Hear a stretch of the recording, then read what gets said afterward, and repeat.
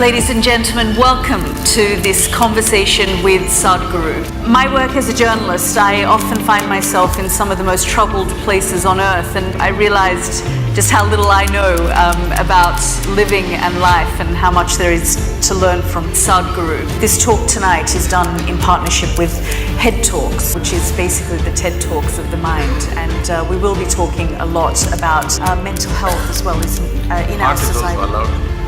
Heart is also allowed. Heart is also allowed, great. We'll talk a little from the heart as well as the head.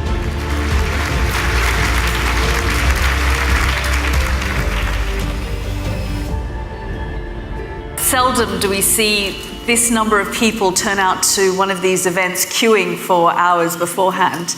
But that really comes down to the power of Sadhguru and the visionary that he is. He obviously needs no introduction. As you know, he's a mystic, a visionary, a yogi, a teacher, a humanitarian, and someone that we can all learn something about how we live life. Just earlier, we were speaking in the green room about some of the atrocities and some of the things that have happened over the last few weeks and the sorts of things that we witness on a daily basis. And the kind of conversations that we were having in there, I realized just how little I know about living and life and how much there is to learn from him.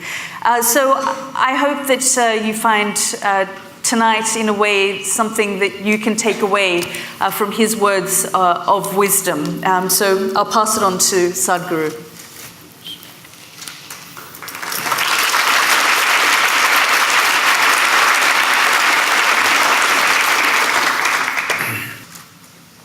Jananam sukadham maranam karunam milanam maduram smaranam karunam Kalavashadiha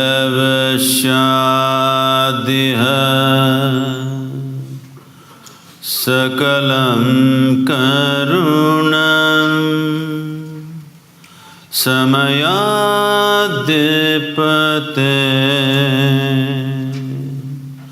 Akilam Karunam. Good evening everyone. Sadhguru, can you tell us a little bit about that chant and what it means? Well, I'm just not going by the word meaning, but the overall meaning would be, birth is a certain pleasure and joy, but death is compassion. When you have lived enough, the relief of death is fantastic.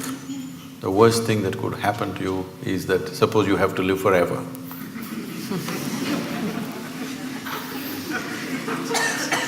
And what we are calling as birth and death is just a certain amount of time and a certain amount of energy in play. Time-wise, no matter who you are, what you are, for all of us, time is rolling away at the same pace. There's nothing you can do about it. You can't hold back a day. You can't hold back a minute. But our life energies are in our hands. If we take charge of this, then in a certain way, we have mastery over time. If your experience of life, by taking charge of your energies, you make it very intense, then how you live, if you live here for a year, it may feel like you live here for 100 years because of the sheer intensity of your existence. And also in terms of activity, if you organize your energies well, what somebody may do in 10 years, you may do it in 1 year. So in terms of impact, if you live 100 years, you live 1,000 years. So essentially, we're talking about organizing that we can organize and coming to terms with that which we cannot organize.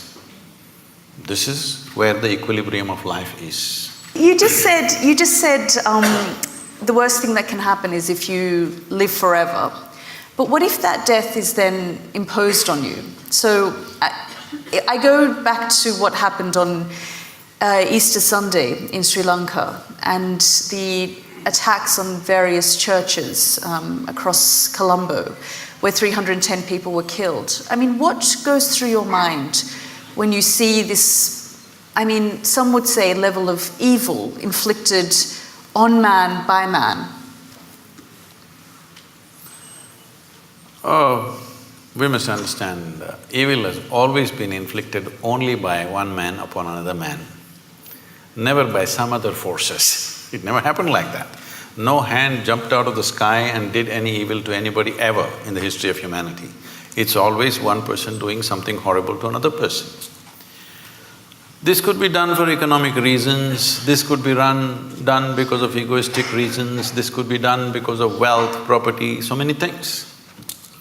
But if we have a fight for something, let's say we are fighting for this flower vase, you and me.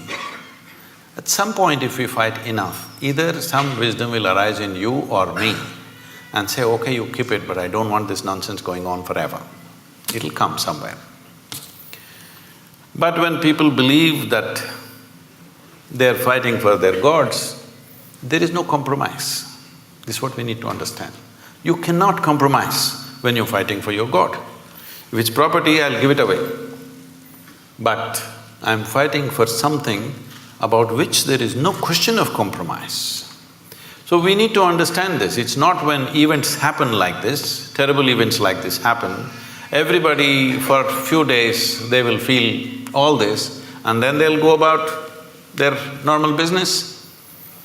We must understand the moment you believe something and I believe something else, it's just a question of time when we are going to kill each other. Maybe we will, or maybe our children will, or maybe their children will, but it's bound to happen. When you believe something, when you believe means just this, what you do not know you assume and you concretize this assumption in your minds and you gather numbers. If these 1,000 people here all believe one thing, and when we step out on the street, if they all believe something else, inevitably there's going to be a clash. It's just a question of time. How do we deal with this though? So, you have set up the menu, but you're surprised when it gets served on your table. Why are you surprised? It is bound to happen. It's bound to happen. All this talk about just adjusting and, creating little bit of peace here and there is not a solution. One fundamental thing that we should do in the next 25 years, if we are really concerned about the future of the world, because the day of the sword is over. Now it is a day of a deadly button which can do things that you can't imagine ever. Those kind of things it can do. Well, these deadly buttons are being spoken about on a regular basis these days in various places. So when this kind of capability is there, it's important in the next 25 years, we have to establish in the world, your religion is your personal pursuit, do whatever the hell you want. But it cannot be a national or global agenda. This must be set 100%. If we don't do this, we are not looking at just a few churches exploding or somebody shooting in the mosque or something else. You could have nations exploding into bits. A large part of humanity can go into bits because that's the kind of empowerment we have in terms of technology. It's not like you'll take your sword and kill 100 people. You're going to just take away millions at a time. So when this kind of empowerment is there, these kind of rudimentary beliefs, when I say rudimentary belief, I'm just saying, you believe something that you don't know. Let's understand the word belief first of all. I'll ask you a simple question, is it okay? Am I too abrasive for you? You said it's head talk. Suppose I ask you right now, how many of you believe you have two hands? Please raise one hand. Do you believe you have two hands or do you know you have two hands? No. If I start an argument with you that you don't have two hands, and if my argument becomes too powerful, one slap in the face, and you know you got hands. So with hands you know. There are so many things you believe. What does it mean? It simply means things that you do not know. You are not sincere enough to admit what I do not know as what I do not know. Because you've not understood the immensity of I do not know. Only when you see I do not know, the longing to know, the seeking to know, and the possibility of knowing becomes a living reality. Otherwise, everything I do not know, I just assume. What is the point of that? The moment you assume and you gather 1,000 people who assume the same things, and I assume something and I gather 10,000 people who assume the same thing, clash is inevitable, believe me. But it's easier said than done to say, well, in the next 25 years we need to get out of this mindset. Well, never before this was possible. Today we are sitting here just talking to 1,000 people, but you know that today we have means, what we speak here, we can make it reach the entire humanity. This was never ever possible. Many fantastic human beings have come, but what they could do was minimal, because when they spoke, hardly 10 people heard. Today you can sit here and speak to the entire world. When you have this capability, how come you say you cannot transform the world? We can. It is just that, are we committed to making it happen? I was just talking to somebody who is some kind of an expert on the internet. That's when I started going on YouTube and everything. This is about 12 years ago. I was talking to someone in United States who is some kind of an expert on the internet affairs. So I've never gone browsing or anything, I'm just busy with what I'm doing. So I just asked, what are people looking for hours on end they're on this net? So he very casually says, Sadhguru, about 70% is pornography. I said, what? He says, yes. I didn't want to believe him. I said, this is not possible. It can't be 70%. Maybe some people are looking up something. But then I check with a few other people, everybody says 70% of data is pornography. And they tell me, every year some 1.2 million children below 15 years of age are being sold on internet. What's wrong with us? I'm saying, when such a tremendous tool of technology comes to us, we want to sell our children? Is this how we use it? We want to change this. That's why I'm loud in the last 10 years, out on the internet. Do you think, though, that technology is a good thing or a bad thing? Technology is neither. The beautiful thing about technology is, if you learn to use it, it works for you. But who you are will decide how you use it, isn't it? But how do you So what we need to fix right now in the world is, who are we? This is what we need to fix. We've all become many things which we are not. Essentially, we are born as life on this planet. Rest of the things are taught to us, isn't it? Stop teaching all this stuff which makes us something other than human beings. I mean, you can say this as Sadhguru, but how do you deal with a 15-year-old who spends 6-7 hours of their day on a phone, which then impacts their mental health, their state of mind? See, being on the phone need not necessarily impact the mental health. But what is on the phone? That's a question, isn't it? Right now, at least in India, whatever they may be looking for pornography, but Sadhguru pops up.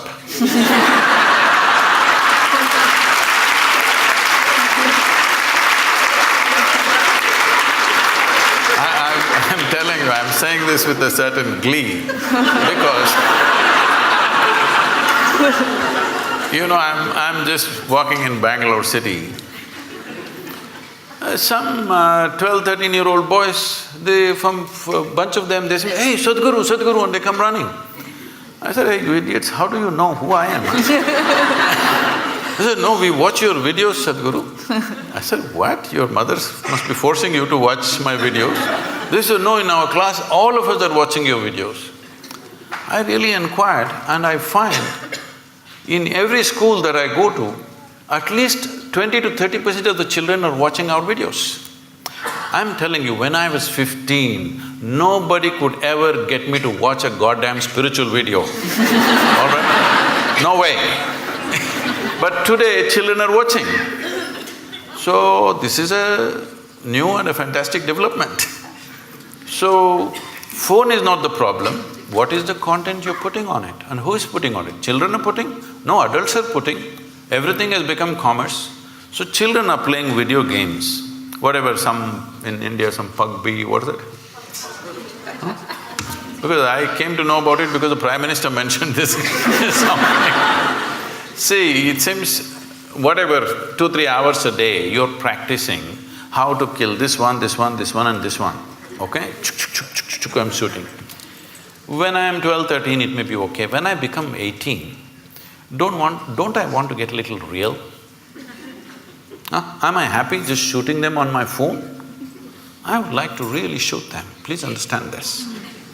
You think I will be satisfied just shooting people when I think it's the right thing to do? Whoever appears, I shoot them on the phone. You think my instinct of wanting to shoot people that I see will be satisfied just on the phone? You are living somewhere. It's not reality. So when we are putting our children through this and we think they are violent, they are wrong, no, this is the kind of content you're giving them. Can't we change the content to whatever extent we can? I mean, but there are a lot of studies that have been done that the internet is causing a lot of angst for young people. See, these studies goes on about everything. What is not causing angst, tell me? Everything is. And these studies keep changing all the time. Yes, there is some kind of impact of a screen time because of the type of light it emits. People lose their ability… because they're going on this late night, they cannot sleep properly. Because they cannot sleep properly, next day morning there are many troubles. All these things are rolling up. Today in United States, they have technology de-addiction centers where like AA or something, they have technology de-addiction centers where people go there and it's a big thing that you can live without a phone. It's a huge achievement that you kept your phone away for whatever number of days. So, technology is not the problem. Compulsiveness is the problem, isn't it? If you're compulsive, even the food that you eat, if you eat compulsively, won't you get sick? So for compulsiveness, there's only one cure, consciousness. There is simply no other cure. You can make adjustments. Can I say a joke? Is it okay? Please, of course. On a certain day, an office colleague, a young woman, asked Shankaran Pillai that if she could get a lift in his car. So, he took her in the car and he was driving. When it got a little lonely part of the road, he pulled the car aside and he suddenly became like an octopus. That is, his limbs were all over her. She pushed him away and said, "You fool, what are you trying to do? I thought you were a decent fellow and I came with you." He said, "I'm sorry, I quit smoking." Then tell us, how do we get to a point of consciousness then? How do we not take our impulse from smoking to something else? See, we are misunderstanding consciousness as just mental alertness. Mental alertness will help you to survive better. Consciousness is not about that. See, you know that you exist right now only because you're conscious, isn't it? You are conscious right now. That's why you know that you're here. Suppose you fell asleep. You don't know that you exist, isn't it? You don't know the world exists, nor do you know that you exist, simply because you're somewhat unconscious. Does it mean to say you're completely unconscious? No, you're still conscious when you're sleeping, but not conscious enough to notice the presence of many things. So consciousness is not whether it is present or absent, it is always there. The question is only the intensity and the volume of it. If we have to use an analogy, right now see, the lights are focused on us, so both of us are clearly seen. There are people hiding in darkness. Suppose you dim the light further, all these people will disappear, only two of us will be there. If you increase the voltage, suddenly they will all appear. They were always here. They were here all the time. Because the lights were dimmed, I could only see you and nobody else. If the lights were up, then you could see. This is all consciousness sees. Everybody is conscious. Question is how conscious. So to increase or to raise consciousness, what have we done in the societies? Our entire education system is just about survival, one being better than the other. How can you be conscious when you're competitive? When all you want to do is be better than somebody. Your only joy is other people's failures. How will you be conscious? When you're enjoying other people's sufferings, other people's failures. This is what being number one means. I am the number one means what? You're number 10. That's my joy. So I think this is sickness. From kindergarten, you're spreading the sickness into children and you expect them to be fantastic. It won't work like that. So do we need to change our systems? Oh, definitely.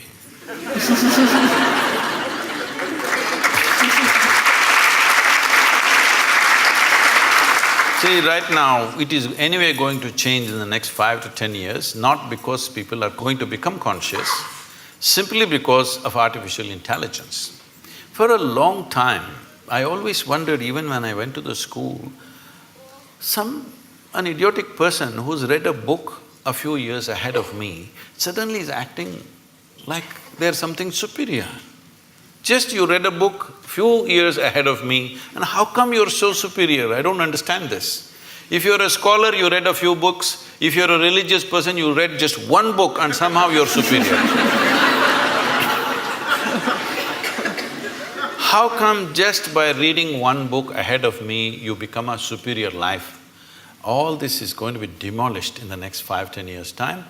My phone will be able to do 10 PhDs a day. It has enough memory to do that. So all scholars, religious people, people who just keep on vomiting their stuff that they've read elsewhere, this will be nothing. This will be nothing.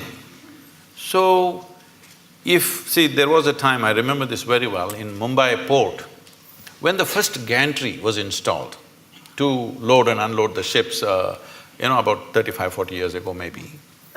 All the labor protested, they went on strikes. Then I was in I'm interested in this thing, so I was visiting some ports recently. I was inquiring what was the size of the vessels then, what is the size of the vessel now, how much time does it take to load, unload. At that time, the biggest vessels were about 30,000 tons or 35,000 tons, in that range. Today, most of the vessels are over 100,000 tons, some of them are 250,000 tons. But at that time, they were taking 26 to 28 days to unload one ship. Today, they unload a ship in less than 24 hours and they're unloading 12–15 ships at the same time. That is, in one day, 12–15 ships are unloaded. Why? Because from man's muscle, we move to machine. Right now, all the professors, scholars, all of them are crying, what will happen to our jobs? It's the same situation. What you could do with your intellect, a machine is coming which can do better. My first brush with artificial intelligence, as I saw it, was when I was 13 years of age. Today's children, everybody is on the iPads and screens all the time. When I was 13, for the first time, I saw a flatbed calculator. So somebody brought it to school, I had never seen anything like that. They said multiplication, tuk, tuk, tuk, tuk, tuk, tuk, tuk, tuk, tuk. Just came. Immediately I felt offended because if it can be done like this, why the hell are they torturing me in the arithmetic class?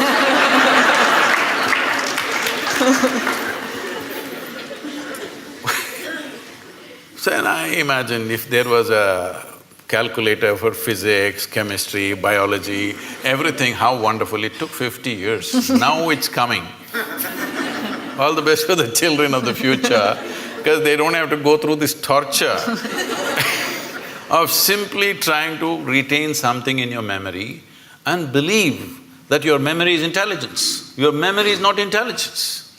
Your memory is a certain capability, all right, but intelligence is a different dimension of life. Consciousness means pure intelligence. unsullied by memory. Now if I look at you, oh, I know Yalda, oh, she's good, she's bad, she's my friend, she's my enemy, this, that, so much nonsense in my head. What happens now is, I don't see you the way you are right now. Yes? If my intelligence is sullied by my memory, I cannot see you and experience you the way you are right now. If I don't see you right now the way you are, I cannot see this flower the way it is right now, I cannot see the sunrise, I cannot see the sunset. For everything I have a stupid meaning in my head. There is no meaning in the phenomena of life. There is no meaning to sunrise, there's no meaning to a flower, there's no meaning to a cloud, there's no meaning to anything. It's just that it's fantastic, that's all. Meaning exists only in the psychological framework of the human being, and these meanings are simply because we are constantly dipping into our memory. In traditional terms in India, when we see people living out of their memory, we say, ayyo karma. That means past memory is ruling them, they will never experience life, they will just recycle the same stuff. Is it possible to shed or leave behind memory? I'm sorry? Is it possible to shed or leave behind your memory? See, you don't because have to it's shed part of your your memory. identity. No. If you shed your memory, you will again walk into the same pits that you walked in the past. Memory is not to be shed, it needs to be carried little loose, that it is not sticking to you all the time. See, your entire body right now is just memory. There is evolutionary memory, there is genetic memory, there is karmic memory, there is conscious, unconscious levels of memory, articulate and inarticulate levels of memory. In yoga we identify your existence as 8 dimensions of memory. This whole thing is memory, isn't it? See, you may not remember how 10 generations ago your great-grandmother looked like, but her nose is sitting on your face. Body remembers, isn't it? 100%. It doesn't matter where you go, what you do in your life, this body retains every bit of that memory, isn't it? So, this existence is memory, but do you want to use this body and this bank of memory that you have in your mind as a platform upon which you sit, or do you want to carry this on your head? This is the difference. Being conscious means you sit on this platform. Being unconscious means you carry it on your head, the burden of it. You mentioned artificial intelligence. Are you worried about the future? No, this is the best time for me.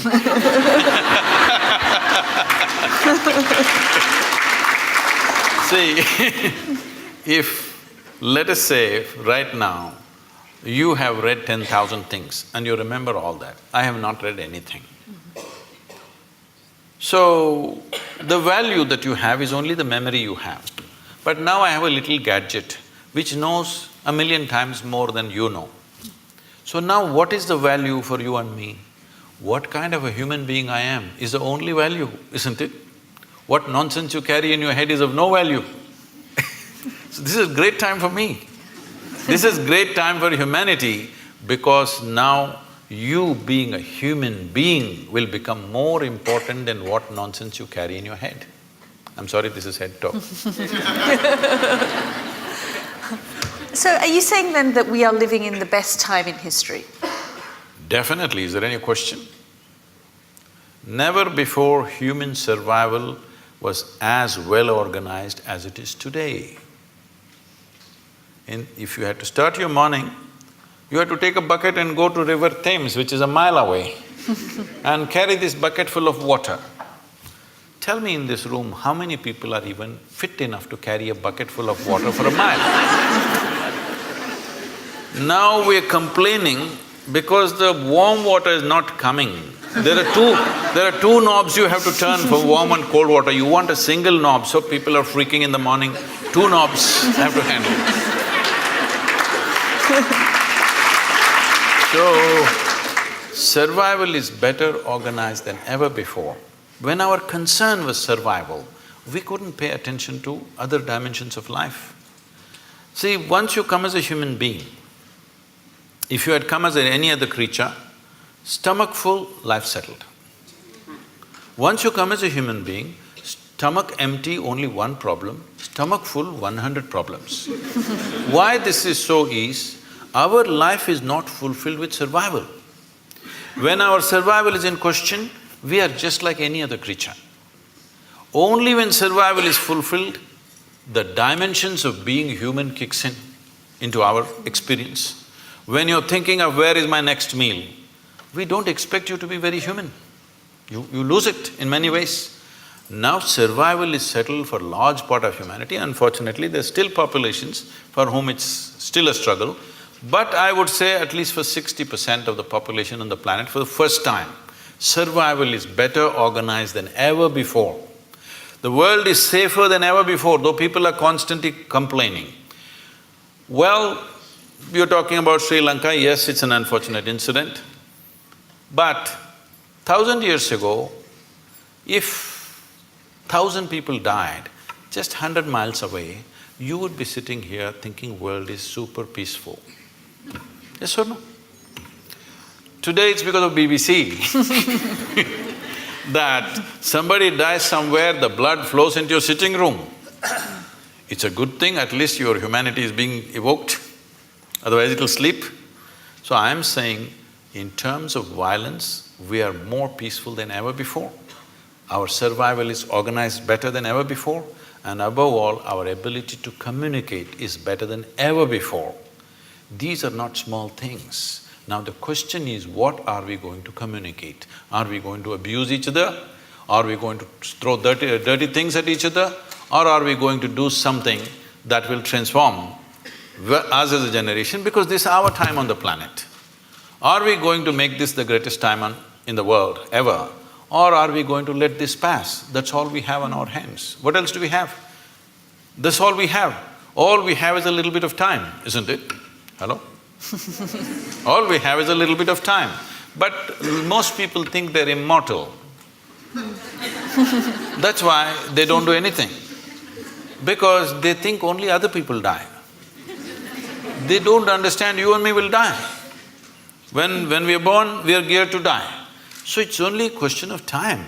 Time is ticking away right now. As you sit here, from the time we came and sat here, we're 20 minutes closer to our graves, all of us. Yes, if you're conscious, if you think about death once in a way, it'll become a morbid thought. But if you're conscious that you're mortal, you would organize your time in the most productive possible way, isn't it? Are you worried about global leadership though? I mean, you say we're living in the best time it's the best time for us in terms of survival and technology, but if we look at the global phenomenons at the moment, I mean, even if we look at what's happening in this country with Brexit and identity politics and people feeling like they need to belong to a certain type of thinking or group on either side of the spectrum, is that not dividing us more and more? See, I think this reaction is happening not just here, in many places across the world. I've been talking to media and others saying, don't push the pendulum too much on one side, it'll inevitably swing the other way around. So people have been pushing it too much on one side about politically being correct, saying the right word, not the right thing. The right word you must use. If I say mankind, women will react. I'm saying, is everybody so screwed up in their head? All the time they're discriminatory? I don't think so. Some people are, of course. But today it's become like this. You know, it was very natural for me, if you see a child, you want to pick up the child, you want to do something, you want to talk to them, you want to hug them, whatever, because it's like a fresh flower. But today, you don't know whether to touch the child or not. Because people are making such a big deal about it. I am not saying there are no issues, there are serious issues, this which needs to be addressed. But at the same time, when we push it to a paranoia level, instead of taking necessary steps, we make it a paranoia among people, then the other swing is inevitably going to come. Now somebody is saying, don't worry about all this ecological nonsense, nothing is going to happen, everything is fine, let's do everything as it is because this is all rubbish, because you pushed it too much. This is very important to understand, people who are concerned in this world. If you are a concerned human being, it's very important, whatever you think is right, you must not push it too much. If you push it too much, the reverse pendulum will anyway happen, you're seeing that right now. Talking about Brexit, Is it okay? Because I think you already made up your mind, so… See, could you sell this idea to anybody in 1945? 1945, could you sell this idea that Germans, French, Italians, Spanish, English all come together as a union? Could you even think, I'm asking, after World War II? So in 50 years' time, when such a thing happens, it's not just an economic arrangement, it's a huge step in human consciousness that with people that you fought so bitterly, bitterly means it can't be any worse. Human beings can't find any worse than that.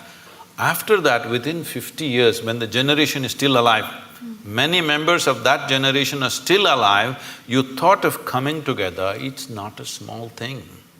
It's not just economic arrangement, it's not just euro versus your pound or whatever. It is a tremendous step for humanity. But now you want to go back on it? It's done. On that note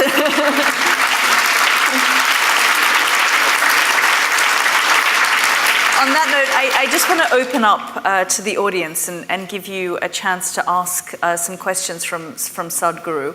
Just stand up, introduce yourself, and we'll start here on the front row. I'm Meenakshi and I work in technology, Sadhguru. So thrilled and privileged to be here, feeling blessed. Thank you. My question is that in Kali Yuga, is it possible to take the Advaitic meditative route to try and get in touch with your consciousness without a guru and the guru mantra? Or should one pursue Namasmaran and Bhakti Marg as the way one tries everything but is flapping in the wind? See, you're a technology person, and I'm asking all of you. Well, each one of you may have your own religious beliefs or whatever, but please look at it sincerely. Your belief is only to a point of convenience, isn't it so? Are you willing to believe to such an extent? You have children? Children? Yes. So, are you willing to leave the future of your children in God's hands and leave it, just do Namsmaran and leave them on the street? Because, street is also in God's hands, right? Are you capable? No. Are you willing to leave your home, doors open, your wealth, everything open, because God is there anyway? No, you do everything that matters to you. You're keeping God as insurance. All right? So, when you're in this state of mind, don't talk about devotion, it won't work. Devotion is a fantastic thing. Devotion is another dimension of intelligence. But with the kind of education that you've gone through, and your intelligence has become very skewed just by exercising one aspect, that is the intellect. Right now, our education systems are exercising only one dimension of your intelligence, that is just the intellect. If I ask you a simple question, would you want your intellect to be sharp or blunt, all of you? Make a choice, I'm going to bless you.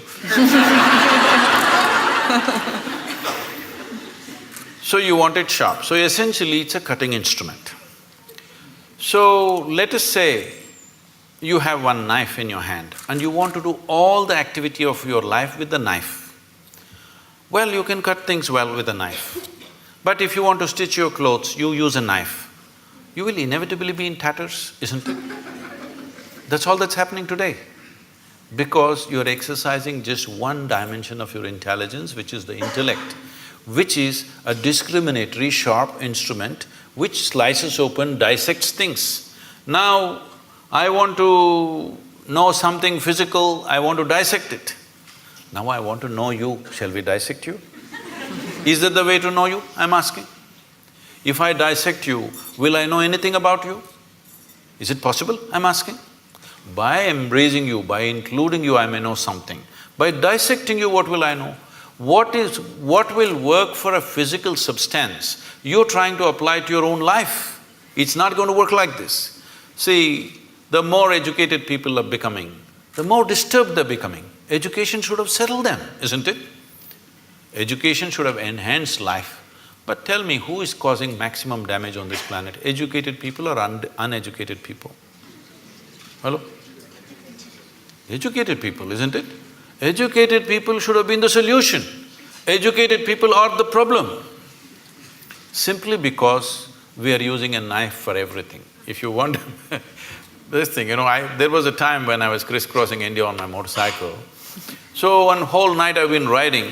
I'm somewhere between Madhya Pradesh and Uttar Pradesh, I don't know which state, somewhere around there in the border.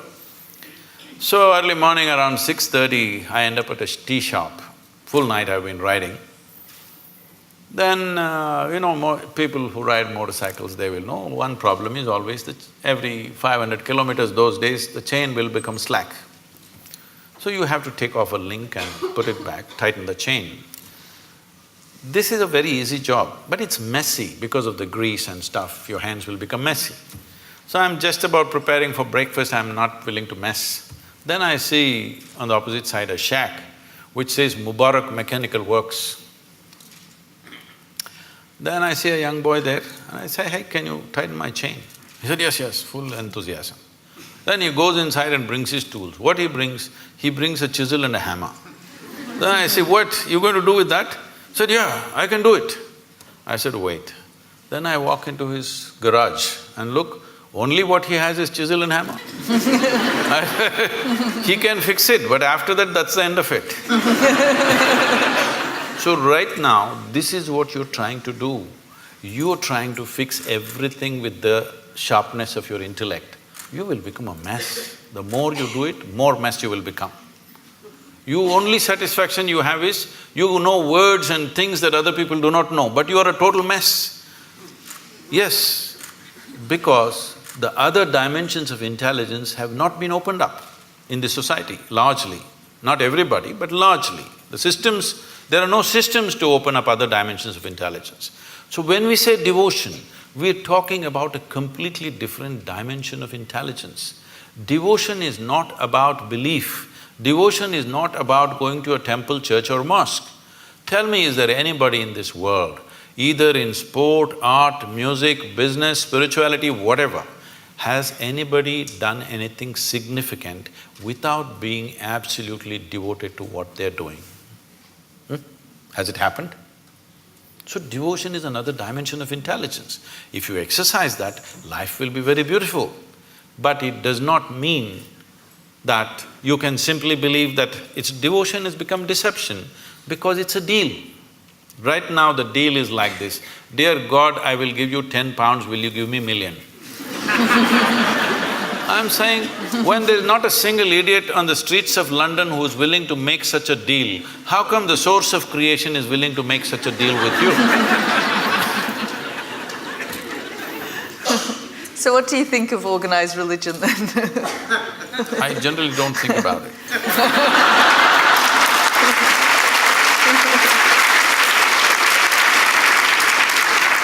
It is not that it has no use. See, if there was no religion,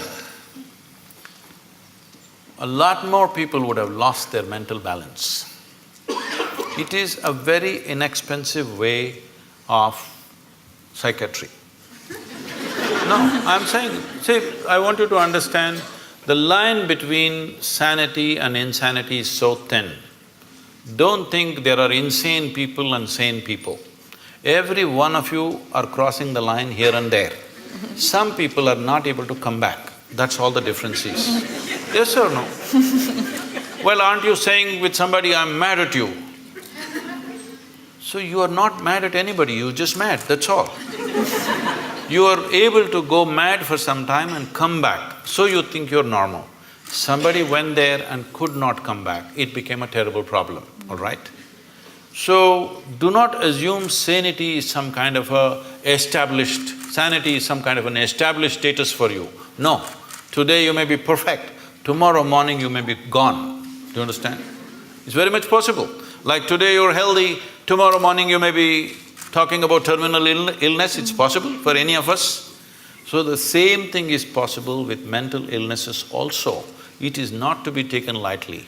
But I'm talking about not exercising different dimensions of intelligence in a human being.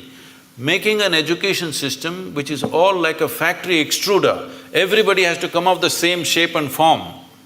This is causing enormous distress in human societies. Yes.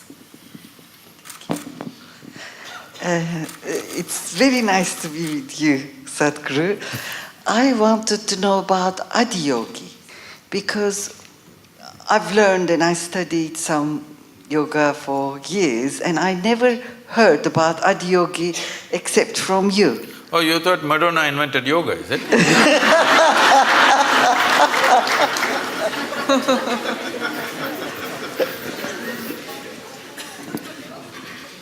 The word Adiyogi means the first yogi. We don't know the exact time, but it's somewhere over 15,000 years ago. That much we know because of certain relics we have found and certain things that have been said, certain astronomical phases that they've talked about. Based on this, we estimate it's over 15,000 years ago, we don't know the exact time. So the significance of Adiyogi is this: for the first time, for the human beings, he said, if you are willing to strive, you can cross all the limitations that nature has set up for you. Only thing is if you're willing to strive. And above all, the most important thing of this is, he's the first one. I don't want to take the credit away from the English people. Charles Darwin spoke about evolution about 150 years ago. You had a 200th birth anniversary recently. So, Adiyogi spoke of evolutionary process over 15,000 years ago. He spoke in a different language. When they asked how life happened, what is its beginning, what is its end, when his disciples asked him, he said, the first form of life was fish. Second form of life, he said, is a turtle, of amphibious life. That means life is moving out of water, finding its way on the land. You Indian people know about the 9 avatars. The next one is an animal, usually it's called a wild boar because wild boar is supposed to be the most physical creature among the mammals. So he says, it's a wild boar. Next one is half man, half animal. Next one is a dwarfed man. Next one is a full-fledged man but emotionally volatile man. Next one is a peaceful man. Next one is a loving man. Next one is a meditative man. The next one, which is yet to come, is supposed to be a mystical man. That could be you. Because if you pull out a small thing in your hand and start speaking to somebody in India or America, you're quite mystical. If you only… Yes. I'm saying, if only you had a phone 100 years ago, you could claim you're God and people would have believed it. Yes or no? So, he's not talking about individual people, he's talking about different stages of evolution. If you look at what Adiyogi spoke, in many ways it runs absolutely parallel to what Charles Darwin spoke 150 years ago. So he spoke about evolution and he said, till now evolution happened without your consent. Now you have the privilege to decide how far you want to evolve. He said, this is the most significant aspect of being human is this, that you decide your evolution. When you were a monkey, it's not my statement, it's Charles Darwin, okay? When you were a monkey, you did not decide, I want to become a human being. Nature just pushed you on for whatever reasons. But now that you're a human being, now you can decide what kind of a human being you want to be. This moment you can be like a brute, next moment you can be godlike. Both are possible for you right here. So he said the most significant dimension of being human is you determine your evolution.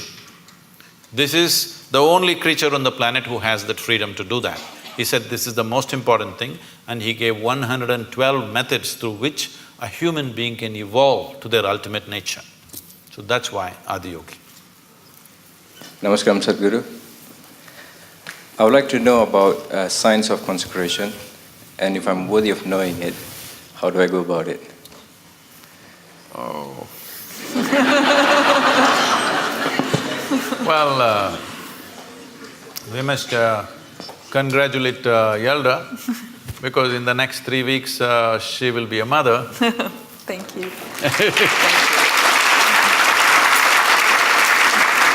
This is terrible gender discrimination because only women are ever allowed this privilege.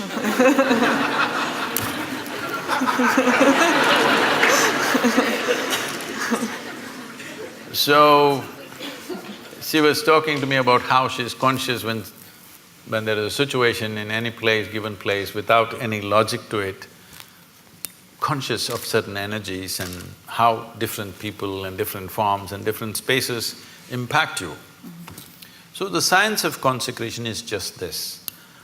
The best material to consecrate is a human being. Because of all the physical forms on this planet, this is the most evolved physical form. The easiest thing to consecrate is a human being. But the problem with the human being is, every few minutes they'll make a U-turn. You can consecrate them right now, by tomorrow morning we don't know. So first of all, to get them committed to stay with whatever is given to them is a big issue, especially in today's world. Because of that, we consecrate other forms. We always want to choose a form or a substance, first of all, which is of the highest density possible, because physical form, its strength and its integrity depends upon its density. So we normally solidify mercury to do this. This is called as Rasavaidya, which means it is the technology of solidifying mercury. People think it's a miracle. No, it's not a miracle. We use mercury as a process of consecration.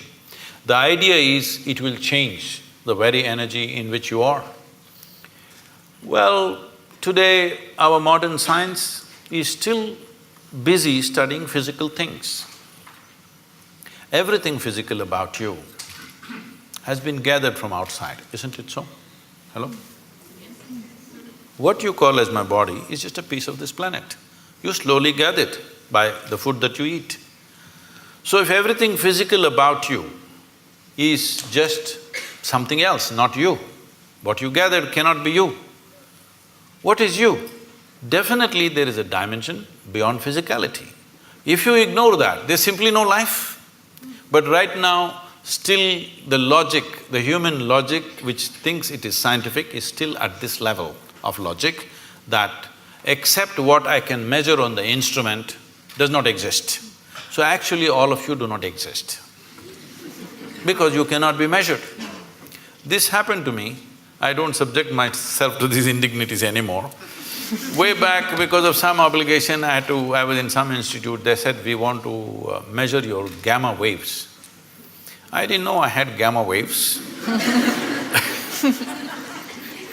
They said, no, there are gamma waves in your brain, we will measure it. So they put 14 electrodes into my body and they said, meditate. I said, I don't know how to meditate. They said, you teach everybody meditation. Yes, I do, because they don't know how to sit still. If you want, I will sit still. But this is the whole problem. Their problem is they want what kind of meditation? They want a name and the process and they want to measure the result.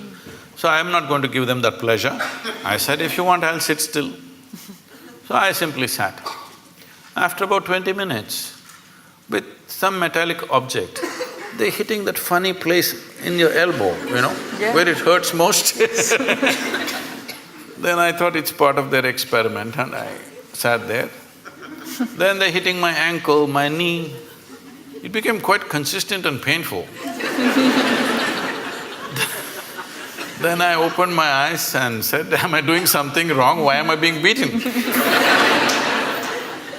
They said, no, according to our instruments, you are dead. I said, this is a great diagnosis you have.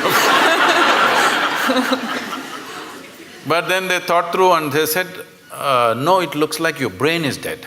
I said, I will stay with the first opinion. I am dead like this is okay with me. Brain dead if you give me a certificate. That's not going to be good. Why I am saying this is, the essential life that you are You think you are going to measure it in some instrument?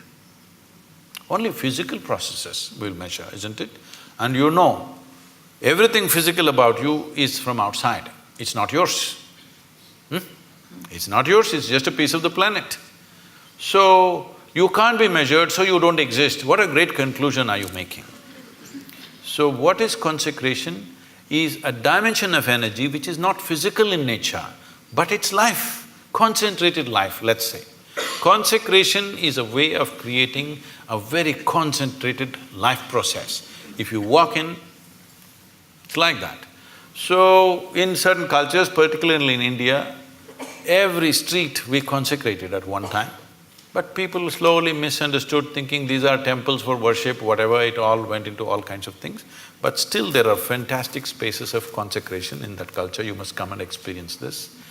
These days they're measuring some bio stuff and all, they're saying some fantastic things happening, I don't know what their meters are. But I know this, Yalda is saying she knows this, if you walk into a space, you know how alive or dead that space is. So is it measurable by something? No. Only life knows life. When life meets life, it knows. When life meets death, it knows. Is there some instrument to measure this? No, because all your instruments can only measure physical processes. So consecration is that concentrated life process. No human being should live in unconsecrated spaces. If you care for humanity, especially children below 14 years of age, believe me, if you make sure they spend a certain amount of time in consecrated spaces, you will not have any of this nonsense about adolescence problems. See, right now, toddler… if you're an infant, diaper problems, toddler means he's running away problems, adolescent means some other problem, middle age means crisis, old age means horrible. When are you going to live, I'm asking? You're looking at life process as a problem. It's not a problem. You are making it a problem because you're trying to fit life into your intellect. No, your intellect fits into this life perfectly well. If you try to fit this life into this intellect, it's not going to work. So consecration is a dimension and a science and a technology with which you concentrate life in such a way, if you walk in, your whole energy system bursts forth. You will see we have created spaces like this. If people just walk in, sheer intensity, simply tears start flowing. They don't know why. Simply the intensity of the place, simply tears start coming. You must every day, your cheeks should be washed with tears of love, joy and ecstasy. If this doesn't happen, you're not living yet.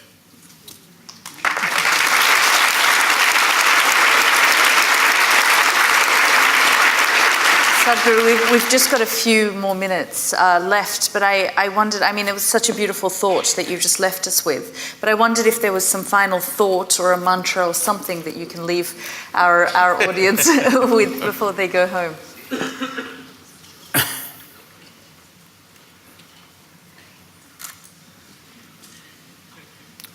See, this is what I would like to change. To learn ABC, just 26 alphabets in English language. If you come to Tamil language, 212 alphabets, at least it's complicated.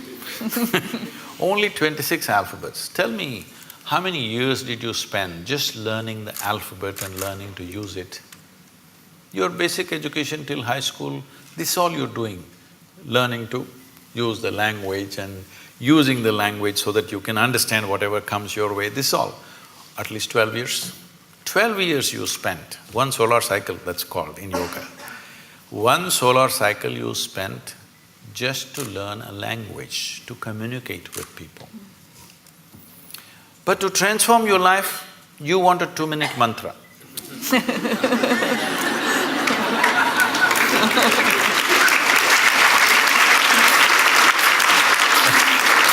That is what Shiva is trying to say, because certain people told you that if you just utter this so many syllables, everything will be transformed.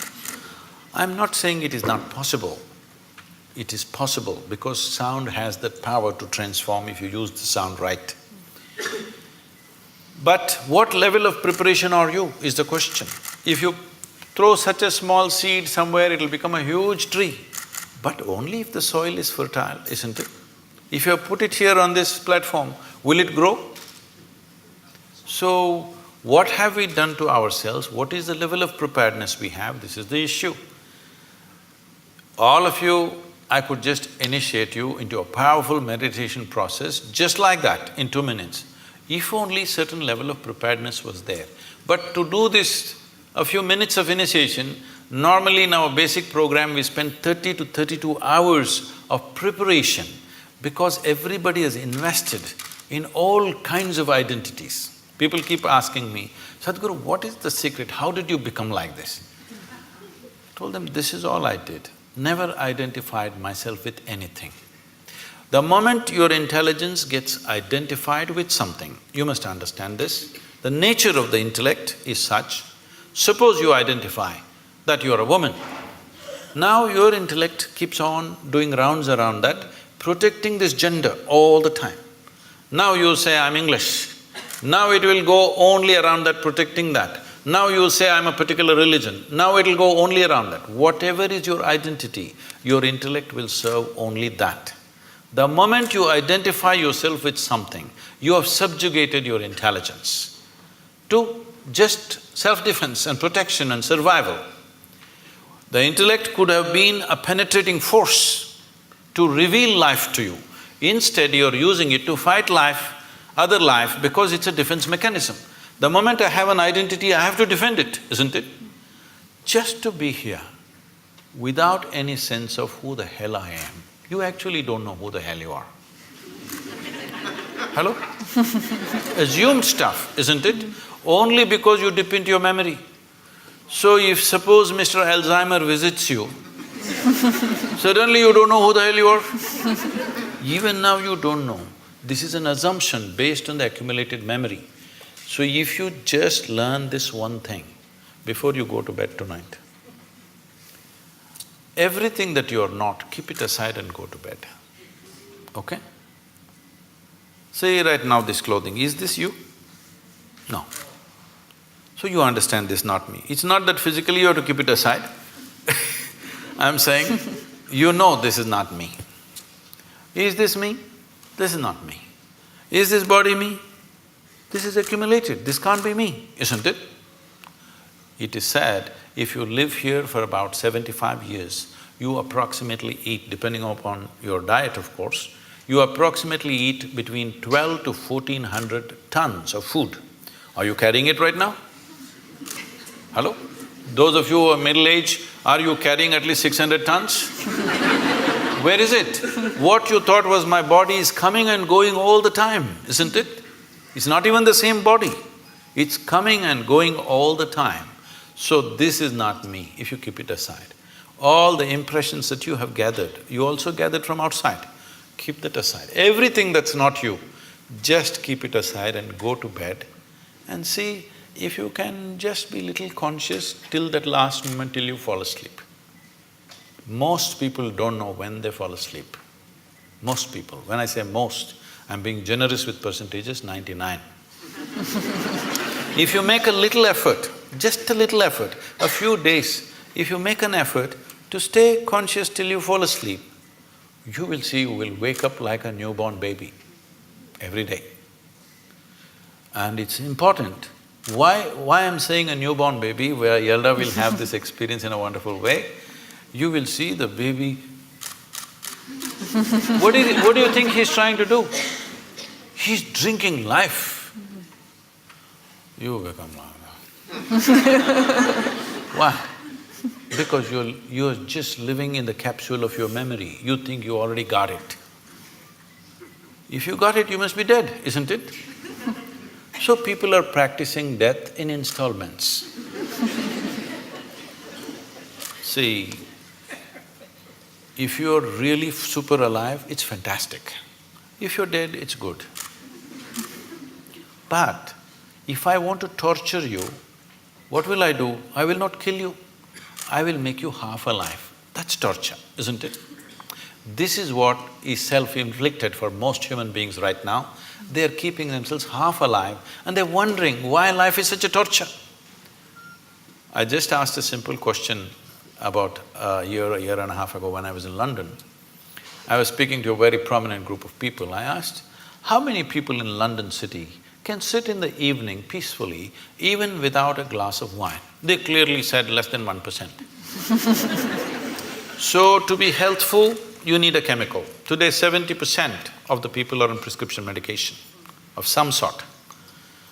To be peaceful, you need chemicals. To be joyful, you need chemicals. To be ecstatic, of course you have ecstasy. I'm saying for everything, if you need chemicals from outside, this is not a moral issue for me. The concern is this: if 90% of the population is doing chemicals to be healthful, joyful, peaceful, everything, the next generation that you produce will be less than you. This is a crime against humanity. Next generation should be at least one step ahead of us. But if you produce a generation which is behind you, you're seeing this, you're beginning to see this everywhere. If you produce a generation which is less than you have committed a serious crime against humanity. This will happen in a big way if we don't go off chemicals, both prescribed and otherwise.